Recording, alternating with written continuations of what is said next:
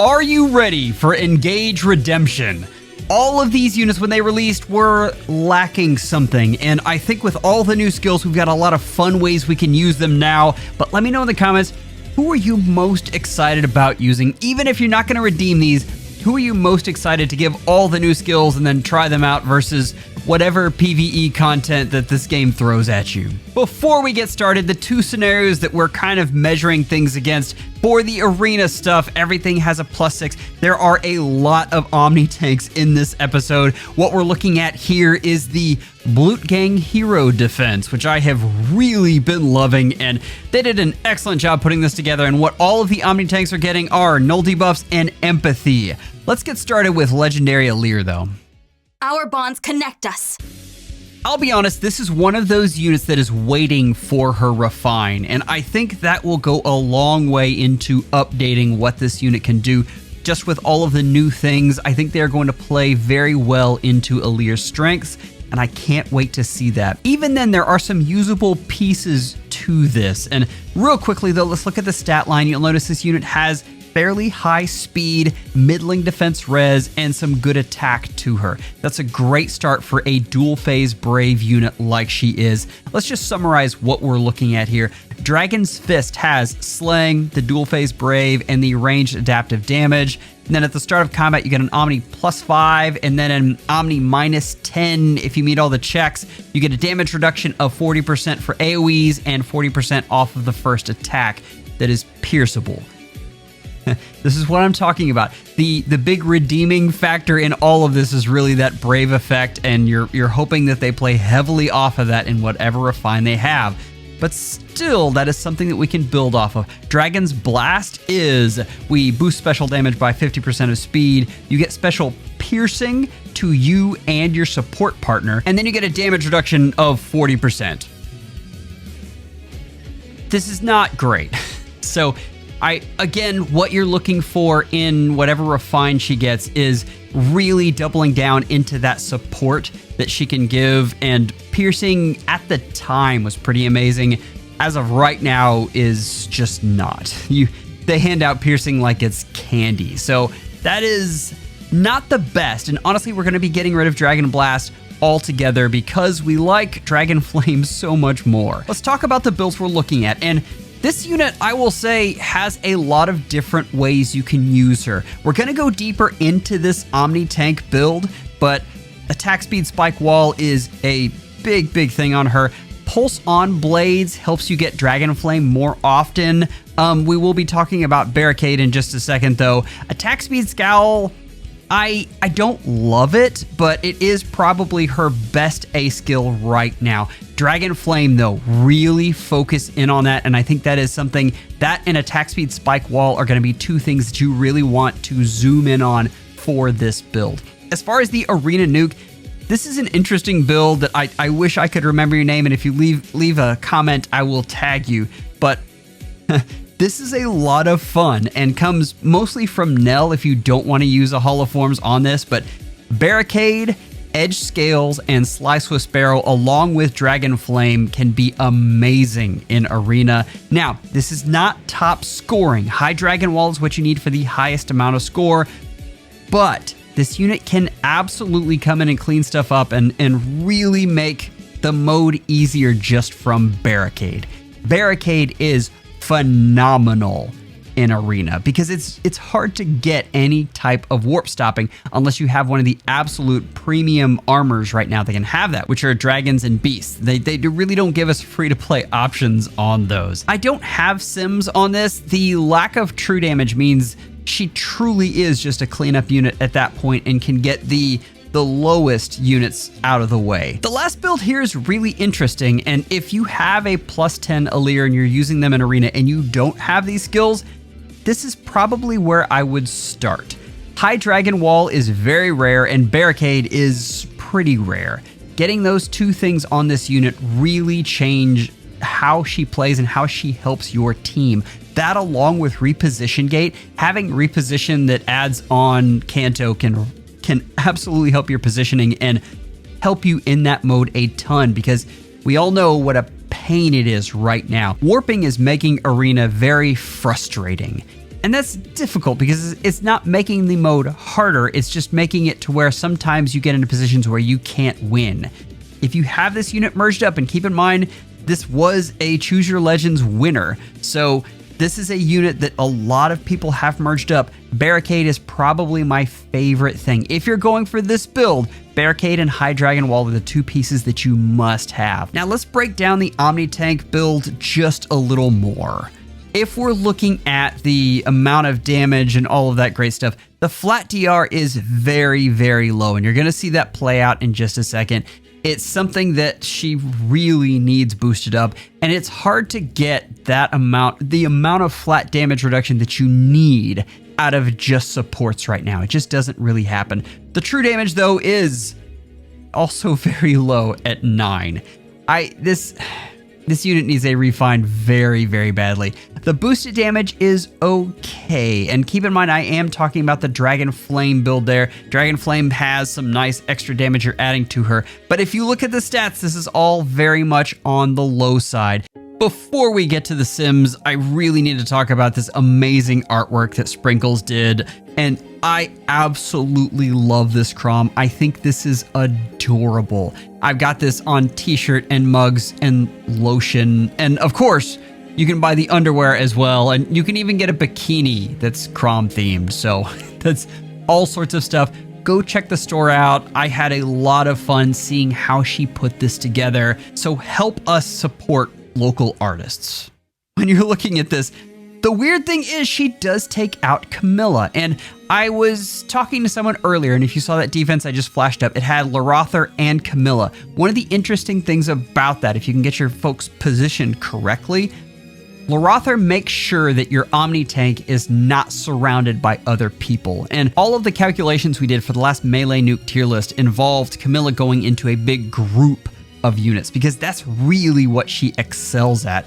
When you look at her versus Alear all by her lonesome, because she can't have a unit within 2 spaces because Larother's going to suddenly make them a save, it takes down what Camilla loves to do, and you're left with 3 hit points on an Alear, which is bizarre. But all of these other units just absolutely smack her. This is unfortunate, and it's why I'm really going to try to push you guys into one of these supportive builds. I have this unit at +10.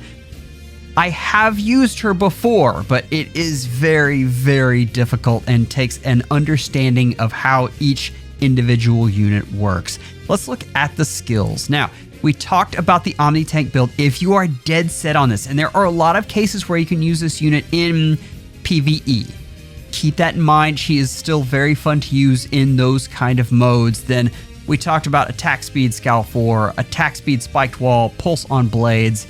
All of those are optimal. I've played with a lot of other things. I will say Endless Tempest, I'm begging you. it ends up being a little better on Pulse on Blades, but if you wanted to go Endless Tempest just for the mobility, I would understand, and I think that could be a sacrifice you make. But I really think the Arena Nuke or the Max Score build is where you're going to be living. Dragon Flame is the thing you want to be hunting for, and I think that is an incredibly good skill to get on this unit, and does well with what she wants to do, and most likely does well with whatever refine she has in case Dragon's Fist doesn't do well, which we've all seen refines and remixes go poorly. Edge Scales is a lot of fun though, with the null follow-up and a lot of other great stuff you're getting out of her. You do get a bit of true damage out of that, and you also get null follow-up, which is good to go. But Barricade's probably going to be the, if you're going to use this unit in Arena, Barricade is the thing you want to get.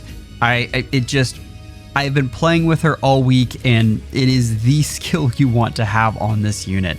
As far as some other things you could do, there is a possibility that you have bonus doubler or distant bonus doubler, but I've been seeing a lot of lulls lately, and so I'm a little lower on those than I used to be. Crystalline Water is another thing you can do.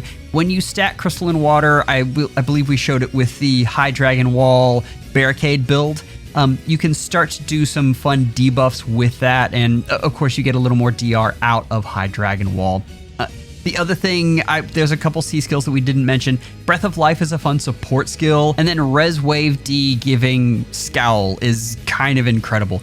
There is a build for this unit that can take out Black Knight, and it involves double Scowl, and then you have to have another Black Knight to support this so that you have Imbue. So I just want to put that out there. That is something you can do with this unit, and Black Knight being one of the best supports in the game is blowing my mind. Absolutely. For me, what I would be going for is this melee nuke build, and I think ditching High Dragon Wall and having a unit that can actually kill things is less frustrating. And I am all about making the game more fun and less frustrating. So try out this build. I think you'll like it. Allow me to dazzle you. All right, Citrinne fans, earmuffs, close your ears for just a second. Everybody else, Citrinne is the gatekeeper of the meta right now. Understand, Gatekeeper got most of his hate just because of how he won. The unit himself always had a very high floor because of the unique things he did. And because of those unique things in warp stopping and the bulwark effect, there were always weird places that he would pop up. Citrinne is that way, and the giving out bonuses is just so unique to only her that there are always going to be some places where you can use her and have a lot of fun. Tome of Luxuries is very, very good. Let's look at what exactly it does. So we've got Slaying, you've got Preempt Pulse, you've got grants bonus effects, except for movement and Pathfinder to nearby allies. That's that line right there that you really pay attention to. And then at start of turn, if your HP is greater than or equal to 25%, you get a guaranteed follow-up on the player phase. And then at start of combat, you get Omni +5 and a true damage of 15% of res, and that includes AoE specials. This unit was designed to be an AoE nuke, and let's look at the builds and talk about what that means a little more. So, this is my AoE nuke build, and the problem with it is, and the reason you're not going to see sims on this is because AoEs have been so nerfed. Just absolutely demolished right now, to the point where this unit doesn't really get to kill a lot of the things that you want her to kill. Now, if you want her as a support unit to spread things out, and then as a secondary thing, she goes in with a blazing flame and just demolishes stuff, that is a thing that she can do and have fun with. But other than that, you've got Sly Mirror, Resonance 4, Times Pulse Helm, which helps you get that AoE off. This is a fun thing to have. Right now, this build is, again, something you can play with in PvE, but you're not going to be able to play with her in competitive modes. Even Arena Assault right now is, you're not able to use AoEs very much. The AoE master, Emblem Sigurd himself, has trouble using AoEs, so Citrinne is going to have those struggles as well. I really like the support build, and know that this is something that you can, is very malleable to what you need, rather in SD or an ARD. What this is you are just stacking res as much as you possibly can, and then utilizing a skill like Havoc or something like that in order to build up both how hard this unit can hit and how much this unit supports. We're going to talk about some alternate C skills, but Firm Kento Curb Stomp is really nice because of how rare it is. The last thing I want to say about this is that Attack Oath Echo, which absolutely isn't necessary, but it is very nice to have this on Citrinne and then have Citrinne spread it over the entire team. It can give you some extra mobility that you didn't have otherwise that can come in handy. If you've got a spare peony and you like Citrinne, this is an excellent place to use that. As far as the skills, for whatever reason, I left Blazing Flame up here. Frost Moon. Frost Moon, maybe Flare. Those are going to be your specials, but if you can find Frost Moon. But understand, Frost Moon isn't the thing that makes or breaks this unit. So if you miss out on it, it's not the end of the world. I do believe you're going to want Crystalline Water and Attack Res Havoc. I like the way those two work together, and I think that's going to be something that helps this unit in both her refine whenever that comes and whatever shenanigans you want to play with. The supports are many, and before I get into those, let's go over just some different options. We talked about Sly Mirror, Crystalline Water. Perfect attack speed is something you can do, and null follow-up is nice, as well as something like Stronghold. That is something that takes away debuffs and can be handy. Really though, Crystalline Water and Slimear are my two preference A skills. As far as the B goes, understand that you really need summoner support in order to use Resonance 4 to bump you over that 51 HP threshold. But past that, I do really love Attack Res Havoc, and in fact, that's probably my favorite, but the Discord skills are nice, and you can also do Lagoose Friend 4, and that is something that really pairs well with what this unit likes to do. The C skills, Times Pulse Helm is, if you're doing an offensive build, I think that is absolutely the way to go. But these others are kind of depending on what you need. You got Firm Canto Curb Stomp, you've got Pulse Up Ploy, which those were very close. I kind of had a debate over which one to put first, and Pulse Up Ploy seems to be on units that are coming out more than Firm Canto Curb Stomp is, so I chose the rarer skill, but that was the tiebreaker. Understand, if you're going to put her, it's always better to get out of this something you're going to use than something that is just rare. If you don't need Firm Canto Curb Stomp, do Pulse Up Ploy. I like Breath of Life on her, but that is something that is easier to get, especially with how many times you're able to pull on Brave Alphons. So it's not my favorite, but that more has to do with, again, rarity. All three of those are excellent if you want to pick one of those as your C skill. As far as what I'm going to go for, definitely the support bill. I think this is a lot of fun and something I'm going to be aiming for because of how unique this is and the many ways you can take advantage of spreading the bonuses like that. For the pride of Brodia! Okay, let's talk about something that isn't getting a lot of press right now, and that's the fact that Omni Tanks are making a comeback. Both Omni Tanks and far and near saves are really starting to be more prominent in the meta, and it's because player face strategies got so big and so strong that a lot of defenses have shrunk down on their threat range, and they are just trying to stay alive to defeat those. It makes things like Diamant work better, and we're going to talk about that in just a second. I do want to talk about the skill set here. Attack of 62 is great. Defense of 43, you're going to see that we're going to boost that up, and his defense is going to get very high. So those are the two things you want to look at as we're going through this.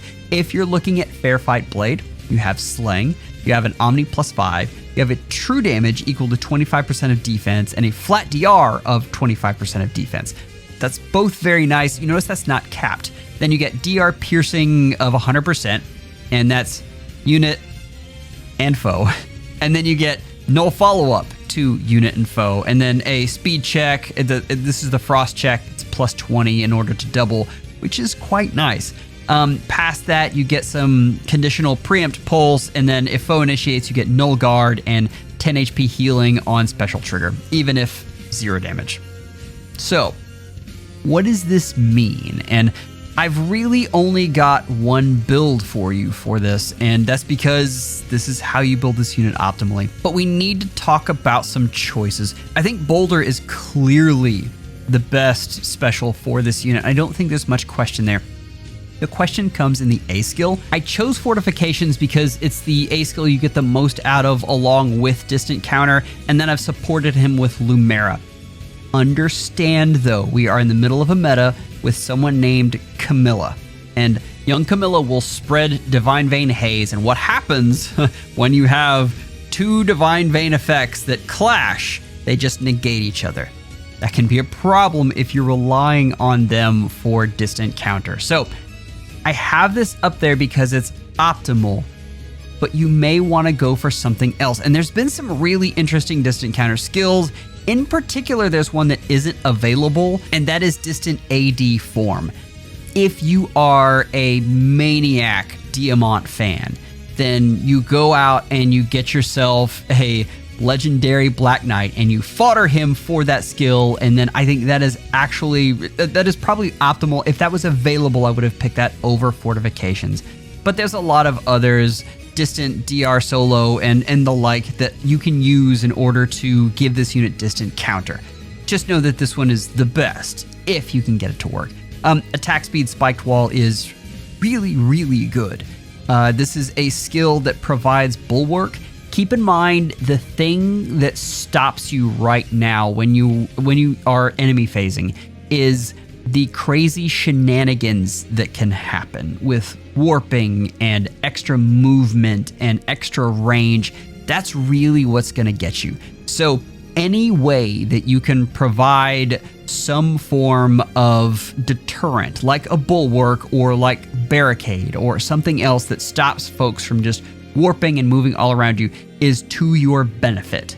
So that, along with a flat DR and true damage, makes attack speed spike wall very, very good.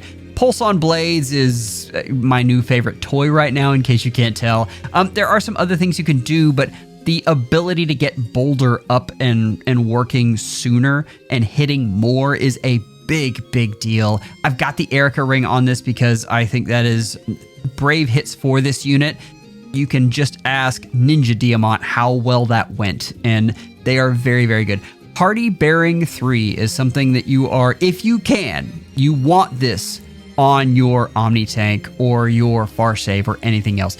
The meta is really heavily into desperation right now, and if you can stop that, it's a good thing. The last piece is this Null Sea Disrupt E. I didn't talk about this with Alear, but I should have. It is just an absolute necessity to have some kind of Null Sea Disrupt on your unit. I understand that this is not available in this Holo Forms, but you need it if you're going to be in light season. So this unit will take an additional Erica if you want to optimize him. But what does optimization give you? And let's just look at the stats here, and you have a flat DR of 42. Now let me warn you, the thing we learned when Diamant came out was that flat DR is great in conjunction with %DR. These aren't meant to be looked at in a vacuum. Just because you have flat DR does not mean you'll do well. It's when you have flat DR and a lot of other things working for you. And in this case, Boulder has a really nice %DR as well that isn't pierceable. So you're going to see how that comes out. The true damage of 15 just hurts my soul. I wish that was bigger, but it is not. And the boosted damage of 30 is not great either. But I think you're going to be pleasantly surprised here when you look at this. Now, this is the same thing as Alear, and we talked about this. But one of the big things you're playing into with Camilla is the fact that this unit has to be all alone because he's going up against Larother. That's why he's able to beat Camilla, is because her true damage is so low because there's not a whole lot of bonuses and penalties on Diamant. It's very advantageous for him. The Unaka matchup is... Actually, the Unaka and Erica matchup are very close. And that is unfortunate. If I'm looking at this unit and whether this unit is actually going to beat a defense with either of those, if you have one or the other that you're going up against, then I think you can do that. If you have both, I think you're going to have trouble. So understand that you can take out one big nuke, but it's going to be hard to take out two. But back to what we were talking about Omni Tanks right now, because everything is shrinking down and everyone is really focusing on what you're going to do versus these crazy player phase units that we have, it means they don't have as many nukes that are coming out and getting your enemy phase unit. That is incredibly handy. Lynn, the thing about Lynn is she is great at catching people doing stupid things. And the reason she's so good right now is how easy it is to do stupid things, because this game just keeps getting more and more complex. So, does Lynn in a vacuum do any good versus Diamant? No. But it does make you watch out for where she's aiming at, and it makes you rearrange your team to make sure you're not getting hit by her. That being said, these are pretty good results. I was pretty proud of these, and Diamant shows up, and this is a really nice outcome. So we only have the one build here. One of the things I wanted to talk about at this moment was attack speed prime. The thing is, there were units that made attack speed prime not doable, and those have left the meta for now. But we have a unit named Black Knight who needs reflex and imbue to really work. So those are likely coming back, is what I'm saying. keep that in mind. It's why I didn't put that on this unit, but it's not a bad thing if you wanted to grab that. Past that, you have bonus doubler, and you could always do a distant counter seal, but I do like hardy bearing, so I just watch out for that. Distant bonus doubler is another thing you could look at there. In The Sims, I played with Legu's loyalty, and on paper, I like it a lot for this unit because this unit already has 100% piercing. The problem, it just didn't do as well as attack speed, spiked wall, and the other thing is attack speed, spiked wall, having that bulwark is very handy versus high range units like your Sigurds and stuff like that. As far as the C skill, Pulse on Blades is excellent. This is the unit where actually Pulse on Blades and Endless Tempest, it was a bit of a wash. Either one of those are going to do well, so whichever one you prefer is probably going to be good. I do find that Pulse on Blades is harder to find, so I would probably lean more towards that, whereas Endless Tempest is on Felix. And again, any skill that's on a Brave unit, you're going to have lots of chances to get in the regular pool.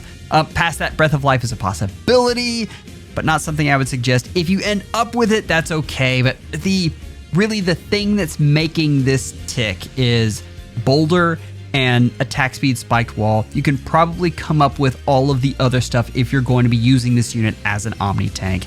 As far as my build, I mean, we only had one. If you're a Diamant fan though, I think this is a lot of fun and something that can help you use this unit again. A lot of the reasons that this unit was bad originally, that piercing that they offered to both the opponent and this unit, everyone has piercing now, so it's not really a detriment anymore. And the fact that it's always on for this unit is actually a good thing. So overall, I think this unit can perform right now, and I think you've seen that. So if you're a Diamant fan, rejoice. So gonna love this. Next we have Timerra and Inspirited Spear, and this unit I thought was going to do better, and I've had a lot of trouble with them.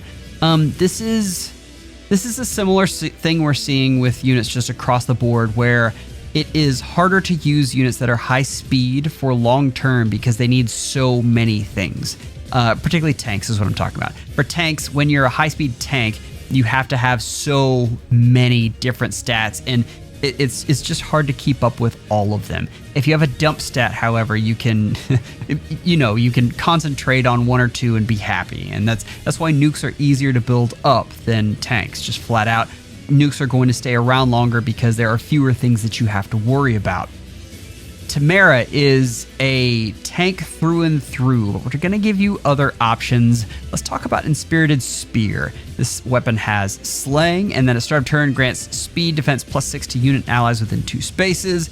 And then at start of enemy phase, you inflict guard, which even at the time, Nilgard was starting to be a thing, and now it's just not great. And then you can get a conditional scowl, which at the time was just incredible. You didn't get scowl on melee units, and now it's just everywhere. So past that though. Start of combat, you get an Omni +5, and then you get attack speed defense debuff of 15% of this unit's defense, and then you get true damage equal to 40% of this unit's defense on special, and then 7 HP of healing post-combat. So, what are we going to do with this unit? There are two things. This unit gets a bit more true damage than Diamant did.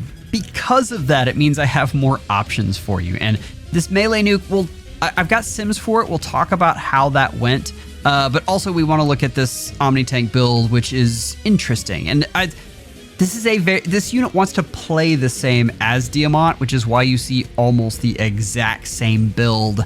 Let's look at the damage analysis on this unit in the tank build. We have a 30 flat DR, which is decent. Remember, that's significantly lower than what we had with Diamant. We have 45 true damage, though, which is significantly higher than what Diamant had. And then a boosted damage of 43, which is, I mean, it's in the same range, although Diamant was lower. Remember, though, this unit is supposed to be a tank first and foremost in that build. And the rule of tanking is you have to survive first. So when we look at this, it's not fantastic. This is still workable, though. She beats Lynn, which is nice. Camilla just obliterates her, and we're seeing more and more how the weapon triangle is playing into the game again. That is because of boost damage. Keep in mind, any of your true damage completely ignores the weapon triangle, and boost damage, however, does not. So Camilla getting weapon triangle advantage against Timerra really accelerates the boost damage. Boosts the boost damage? Anyway. So that is very nice for Camilla and makes Timerra hurt.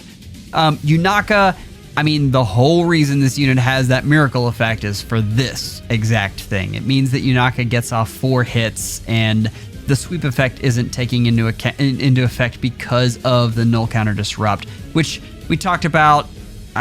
You just need it for Omni tanks. If you're going to build an Omni tank, just plan on using that. Erica, however, was interesting in this. If you watched the melee nuke tier list, Erica is more of a boost damage dealer than she is a true damage dealer. And this really shows that off here. The fact that Timerra is beating Erica is because of that weapon triangle advantage. This is interesting though, and if you want to use this Timerra, I think this is a good way to go. You just have to watch out for Camilla, and Camilla is in a lot of places right now, so that is unfortunate. All of these other units, I think you can find ways around. Even Yunaka, this is a common nuke, but I'm not going to say that this is a common build. This is a very optimized build that I don't think a lot of people are using right now. The melee nuke results are a little bit interesting, and I want to kind of walk through these. So I put her through the same gauntlet that I had in that tier list, the 3-hour one. And she loses to Rhea, she loses to Neithogre. She does beat Hector, and a lot of that is getting off so many hits. It's nice. Marnie, she loses to, and Corin, it's a draw. The thing I want to bring up is what's not in the pool right now is the potent finish.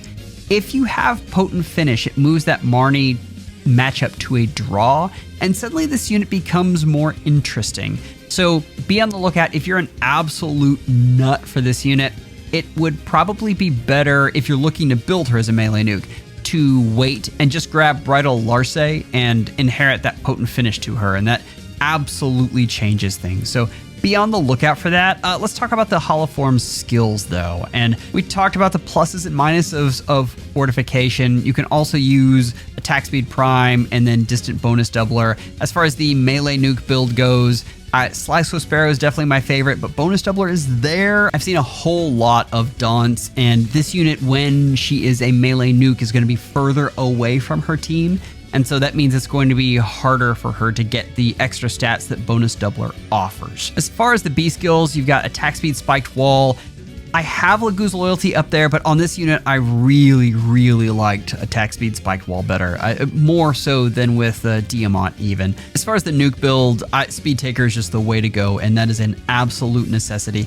Focus really on those B skills if you are wanting to build this unit as either one of these, because I think they're really the key to making her work. As far as the C skill, Pulse on Blades, I really, really like that skill, but Endless Tempest is good too, and we've already talked about Breath of Life. Then you've got Boulder and Haze Slice. Haze Slice obviously is for the nuke build, and Boulder is for the Omni Tank build. I didn't put it here, but Gust is another one that would absolutely work for this unit, so be on the lookout for that. I think this unit is less picky though.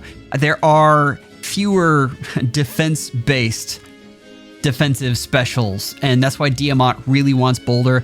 For Timerra, I think you have a range of options in Godlike Reflexes and Gust and Boulder, and it's going to be easier to get one of those as opposed to Diamant, who just absolutely wants Boulder, and that's it. For me, I don't think the melee nuke build does enough. It is fun, and if you want to do that with this unit, I think that's good. But also the fact that it's incomplete because it doesn't have finish is not great. So I think this is a good way to go, and definitely a way you can use this unit. You've also got a lot of different skills you can put on them as long as you get attack speed, spiked wall, and I mean, if you're a Timerra lover, I think this is a great way to go. Now we need to talk about what's coming. If you have a +10 Alear and you need to update, then I think this is the banner to get to use your Forma. And if one of these other units is your favorite, then this is obviously the banner. Favorites trump all, always. If you're looking at meta-defining units, I think July has some amazing options. Anything but Thracier is going to be phenomenal as an update. Thracier can be good and is definitely something that we will look at, and I'll tell you why that unit is good, but really the others are what you should be zeroing in on and hoping that one of those gets picked. They are a lot of fun, and if I only had one Forma, I would be waiting to see what hits there. Unless you have a merged up Alear. Then if you have that, then you want to update. You always want to update the units you have, especially if there's score bots that you're going to be using a lot. So keep that in mind.